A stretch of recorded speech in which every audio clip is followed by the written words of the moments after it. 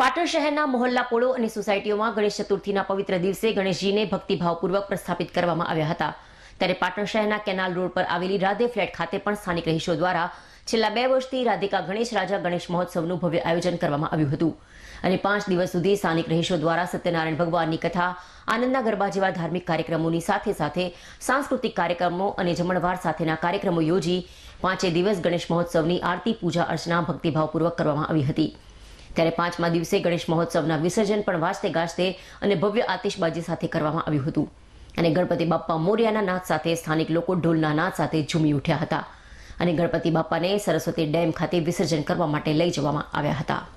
રાધિકા રાજા ગણપતિ મહોત્સવ 2023માં ખૂબ સુંદર 5 દિવસ માટે ઉજવણી થયેલી। આજે બીજા વર્ષે પણ 5 દિવસે આજે વિસર્જન છે અને 5 દિવસ અલગ અલગ દરમિયાન આનંદ ગરબો છે, સત્યનારાયણ ભગવાનની કથા છે, એવા અલગ અલગ કાર્યક્રમો 5 દિવસ અને સૌ રહીશોએ ખૂબ આનંદ અને ઉલ્લાસ અને ઉત્સાહપૂર્વક ભાગ લીધો છે। હા, 5 દિવસથી આ ગણપતિ મહોત્સવની અંદર છેલ્લા 3 દિવસથી જમણવાર છે। આજે પણ ખૂબ સુંદર જમણવાર છે બાપાનો અને છેલ્લા 2 વર્ષથી આપણે સરસ્વતી નદી કિનારે એનું વિસર્જન પણ શાંતિપૂર્વક કરીએ છીએ।